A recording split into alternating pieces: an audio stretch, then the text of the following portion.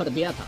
कहा जाता था कि कांग्रेस के साथ गठबंधन करें, राज्य सरकार में मंत्री बनाए जाएंगे, लेकिन शायद बेनीवाल के नसीब में दिल्ली में बैठना था और मोदी सरकार में मंत्री पद संभालना ही उनके नसीब में था।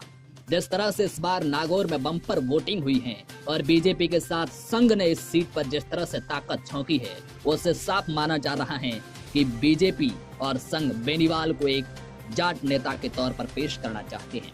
इन चीजों को समझने के लिए राजस्थान की राजनीति को समझना होगा। राजस्थान में जातिगत नेताओं की समस्या है। एक दो जातियों को छोड़कर किसी जाति का स्थापित नेता नहीं है। जैसे ऐसा कोई मेघवाल नेता नहीं है जिसका पूरे राजस्थान में प्रभाव हो। ऐसा कोई राजपूत नेता नहीं है बीजेपी या कांग्रेस में जिसके कहने पर पूरे राजस्थान के राजपूत वोट करते हो। सिर्फ राजपूत जाति नहीं, मुस्लिम, ब्राह्मण समेत हर जाति या वर्ग का यही मुद्दा है। पिछले 5 साल में बीजेपी ने इस पर खास ध्यान दिया। गजेंद्र सिंह शेखावत को बतौर राजपूत नेता प्रमोट किया गया, साथ ही राज्यवर्धन सिंह राठौड़ को भी प्रमोट किया गया। इसके अलावा मेघवाल समाज के नेता को भी प्रमोट करने की कोशिश हुई। पहले निहाल चंद मेघवाल जैसे युवा चेहरे को आगे किया, लेकिन जब उन पर यौन शोषण के आरोप लगे तो फिर बीकानेर के सांसद अर्जुन राम मेघवाल को प्रमोट किया।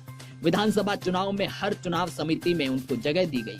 बीकानेर में देवी सिंह भाटी जैसे नेताओं की नाराजगी को दरकिनार कर अर्जुन राम मेघवाल को प्रमोट किया, लेकिन जाट नेता प्रमोट करने में कामयाब बीजेपी नहीं हो पाई।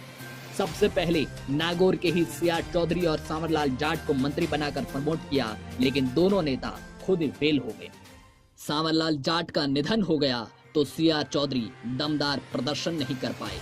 ऐसे में बीजेपी को तेज तर्रार जाट नेता की तलाश थी और ये तलाश हनुमान बेनीवाल के रूप में पूरी हुई। अब अगर बेनीवाल को जाट नेता के रूप में बीजेपी को स्थापित करना है तो फिर नई सरकार में दिल्ली में उनको मंत्री बनाना होगा, ताकि जाटों में उनका और प्रभाव जम सके, जाट बीजेपी से खुश हो सके और जो जाट परंपरागत रूप से कांग्रेस का वोट बैंक रहे हैं वो जाट फिर से बीजेपी के साथ में आ सके।